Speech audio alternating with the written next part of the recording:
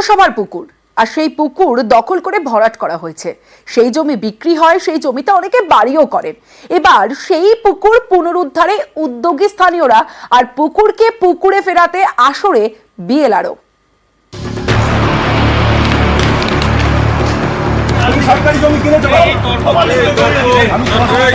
উত্তর চব্বিশ পরগনার গারুলিয়া, এখানকার লেনিন নগরে পুকুর চুরি।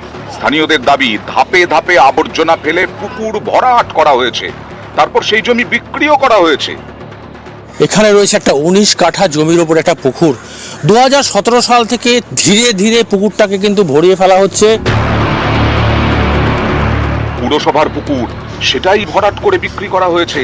স্থানীয়দের অভিযোগ, প্রাক্তন তৃণমূল কাউন্সিলরের মদতেই পুকুর ভরাট করে বিক্রি করা হয়েছে।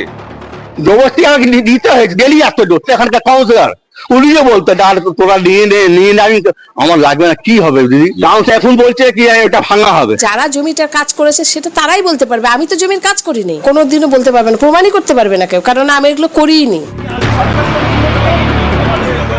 স্থানীয়দের দাবি, 2017 থেকে 2021-এর মধ্যে পুকুরের 35% ভরাট হয়ে গেছে। পুকুর বাঁচাতে আসরে নেমেছেন স্থানীয়রা, তাদের পাশে দাঁড়িয়েছেন স্থানীয় কাউন্সিলর।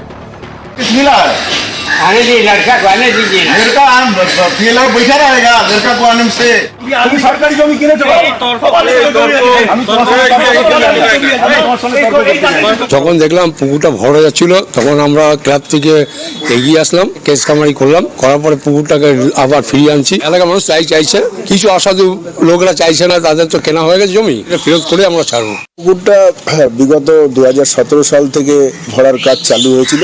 এই পুকুরটা কিছু মানুষের কাছে ফলস দলিল করে বিক্রিও করা হয়েছে। গারুলিয়া পৌরসভা মিউটেশন তাদের ক্যান্সেল করেছে এবং বিল্ডিং প্ল্যানও ক্যান্সেল করেছে। আমাদের বাড়িটা কিনে না, চলে আসতে ভাই।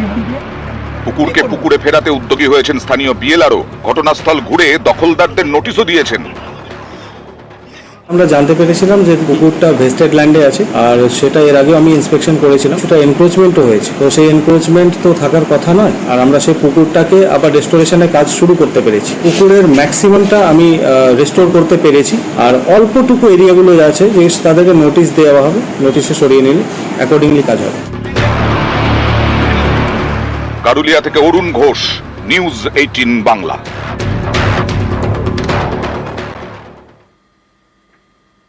খাল তুমি কার, সেচ দফতরের নাকি জেলা পরিষদের? এতেই খালের সংস্কার নিয়ে দড়ি টানাটানি। থমকে সংস্কার। বর্ষায় ভারী বৃষ্টি হওয়ার আগে চিন্তায় বারাসাত 2 নম্বর ব্লকের মৎস্যজীবীরা।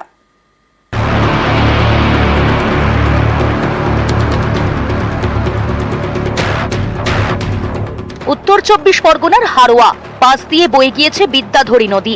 এই নদীর সঙ্গে জুড়েছে দুটি খাল, একটি ছোট একটি বড়।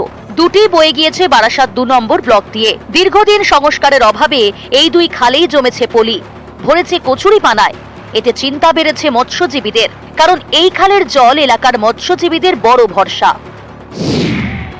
যে বিদ্যাধরী নদী আছে, দীর্ঘ 15 বছর কোনো সংস্কার হচ্ছে না। পঞ্চায়েতে জানিয়েছি, বিডিওকে জানিয়েছি, আমরা ভেড়িয়ালার তরফ থেকে ওখানে অনেক ডিপোজিশন দিয়েছি, তারপরেও এখানে কোনো সংস্কার হচ্ছে না। মঙ্গলবার এই খবর দেখানো হয় নিউজ 18 বাংলায়।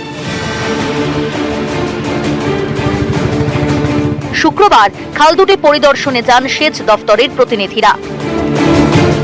সেচ দফতরের পরিদর্শনের পরেই খাল জটে নয়া মোড়, কারণ সেচ দফতরের প্রতিনিধিরা শটান জানিয়ে দেন খাল দুটি তাদের দফতরের অধীনেই নয়। যে প্রচুর কচুরিপানা দেখছি, এগুলো পরিষ্কার করার দরকার আছে, এটা ঠিকই। যেহেতু আমরা তো ইরিগেশনের দপ্তরের লোক, অত ইরিগেশনের আন্ডারে এটা আমাদের নয়, মানে আমরা এটাকে আমরা দেখভাল করি না। আর পদক্ষেপ না বলতে আমরা যা দেখলাম আমাদের ডিপার্টমেন্টকে আমরা জানাবো, এটা ডিপার্টমেন্ট যেটা মনে করবেন সেটা করবো।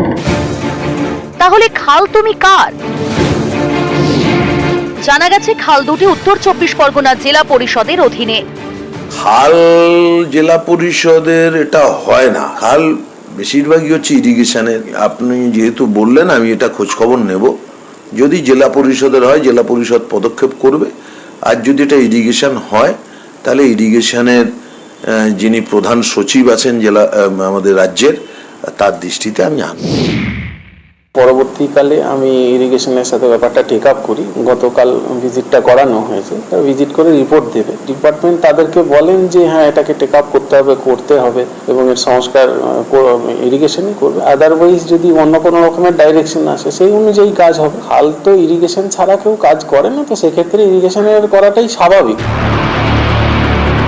যদিও এসব টানাপোড়েনে মাথা ঘামাতে রাজি নন স্থানীয় মৎস্যজীবীরা। তারা শুধু চাইছেন খাল দুটির দ্রুত সংস্কার। আমাদের কাজ হচ্ছে এই খালটা জোয়ার খেলছে না, আমরা বেরিয়ালা প্রচুর ক্ষয়ক্ষতির সম্মুখীন হচ্ছি প্রতি বছরে। তাই আমাদের সরকারের কাছে দাবি, জেলা পরিষদ আর সেচ দপ্তর আমাদের খালটা যাতে সংস্কার হয়। জিয়াউল আলম, নিউজ 18 বাংলা। যে ছবি আপনারা দেখছেন উত্তরবঙ্গের ছবি। লাগাতার বৃষ্টির জেরে উত্তরবঙ্গে দুর্ভোগ। জলমগ্ন বিস্তীর্ণ এলাকা কালিম্পংয়ের একাধিক জায়গায় ধস বন্ধ জাতীয় সড়ক। আলিপুর দুয়ারের কালচিনিতে জলের স্রোতে একাধিক বাড়ি ক্ষতিগ্রস্ত। জলপাইগুড়িতে জমা জলে ভোগান্তির এক শেষ।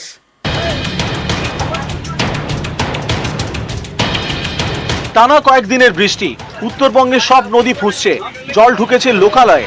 আলিপুরদুয়ারের কালচিনিতে জলের তোড়ে ক্ষতিগ্রস্ত একাধিক বাড়ি। স্রোতের দাপটে ধস নেমেছে কালচিনিতে। এর জেরে অনেক বাড়ির ভিত আলগা হয়েছে। ভুটান থেকে আসা নদীর জলে জলমগ্ন আলিপুরদুয়ারের বীরপাড়া। ডাইভারশনের উপর দিয়েই বইছে নাংডালা নদী। ঝুঁকি নিয়েই চলছে যাতায়াত। আমাদের এই রাস্তা ছাড়া আর অপশন নেই যে আমরা এই রাস্তায় পার হয়ে অন্য একটা রাস্তায় যদি থাকতো তাহলে আমরা পার হয়ে যেতাম বীরপাড়া, তাই না? কিন্তু আমরা এই রাস্তায় এই অবস্থা জলের কারণে আমরা পার হতে পারি না। বৃষ্টি কমেছে কিন্তু জল নামেনি, তাই জলপাইগুড়ির ভোগান্তি ঘোচেনি। জলপাইগুড়ি শহরের বিস্তীর্ণ এলাকা জলমগ্ন, কোমর জল পেরিয়ে চলছে যাতায়াত। অনেকেই ঘর ছেড়ে আশ্রয় নিয়েছেন ফ্লাড শেল্টারে। জলযন্ত্রণা জলপাইগুড়িতে পাইথনের আতঙ্ক। বাইরে বৃষ্টি আর ঘরে পাইথন। শুক্রবার ময়নাগুড়ির ব্যাংকান্দি এলাকা থেকে উদ্ধার হয়েছে পাইথন। আমি ঘরে আসিয়া ঢুকলাম, কি এখানে এই সাপ, সাপ। তখন আমি দৌড়ে এবার হয়ে চলে গেলাম ঘর থেকে। উত্তরবঙ্গে বৃষ্টির বিরাম নেই। দার্জিলিং থেকে কালিম্পং বৃষ্টি চলছেই। টানা বৃষ্টিতে বিপর্যস্ত কালিম্পং। তিস্তার জল বেড়েছে, জলের নিচে তিস্তা বাজার। ফের ধস নেমেছে বাংলা সিকিম লাইফলাইনের 10 নম্বর জাতীয় সড়কে। শুক্রবার ধস নামে কালিম্পংয়ের 21 মাইলে, বন্ধ হয়ে যায় গাড়ি চলাচল। আমরা শিলিগুড়ি যাওয়ার কথা ছিল, কিন্তু এই যে এরকম বৃষ্টিতে এখন কি করে যাব? সব দিক দিয়ে তো রাস্তা বন্ধ। ওইদিকে কালিম্পংয়ের ওইদিকে লাভা রাস্তা ডিএম বন্ধ করছে, তো আমরা এখানে ফেসে আছি। এখন কতক্ষণে রাস্তা খুলে তারপরে আমরা যাব। বর্ষায় বিপজ্জনক পাহাড়ে মৃত্যু ফাঁদ। পাহাড় থেকে গাড়ির উপর পড়ল পাথর। নর্থ সিকিমে মহিলার মৃত্যু। নিউজ 18 বাংলা।